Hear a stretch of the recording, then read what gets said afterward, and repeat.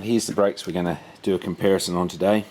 It's a T5 Terminator brake, T4 Terminator brake, and beside it is the 375 DCM. It's a 375 408 improved with a 330 grain cutting edge projectile. That's doing about 33-40 feet per second, and beside it is a 308 round, just so you can see the scale of things.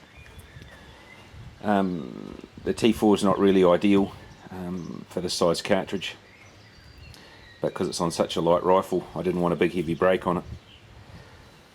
So here's the rifle. It's a Macmillan A3 stock, Barnard Pichet action that's been heavily modified and lightened, Bartlein gain twist barrel. And the barrel's 28.5 inches long.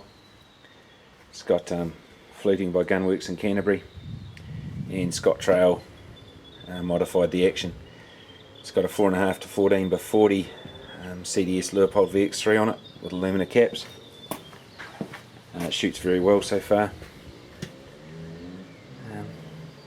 Yeah, so that's about that really. A few rounds there. These are just fire forming rounds. That's the first firing of the rounds after they've been fire formed without a projectile. Just tidying them up. So the rifle weighs 11.44 pounds without the bipod, so that's with the scope, and without a bipod is 11.44 pounds, so it's quite light for the amount of horsepower that it gives you.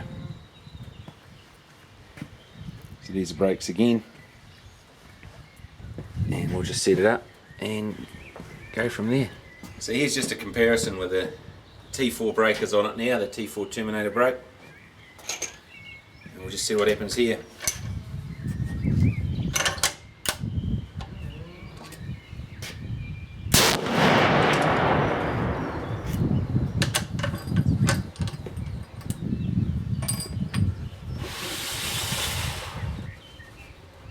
And we'll just do that again.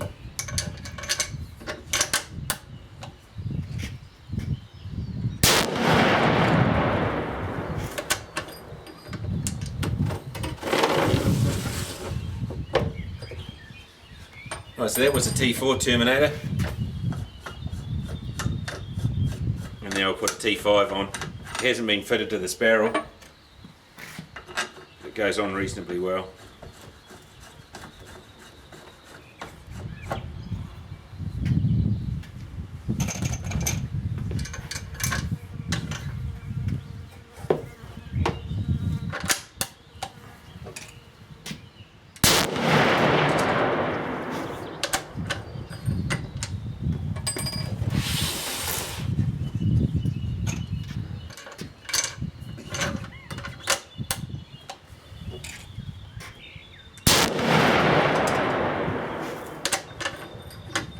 So you can see that the T5 is slightly better than the T4, but once again on this weight rifle I wanted a slightly smaller brake, nice light brake. Recoil's still quite nice to shoot. Yeah, just so you get an idea of how much work the brake's actually doing. Here's one without the brake.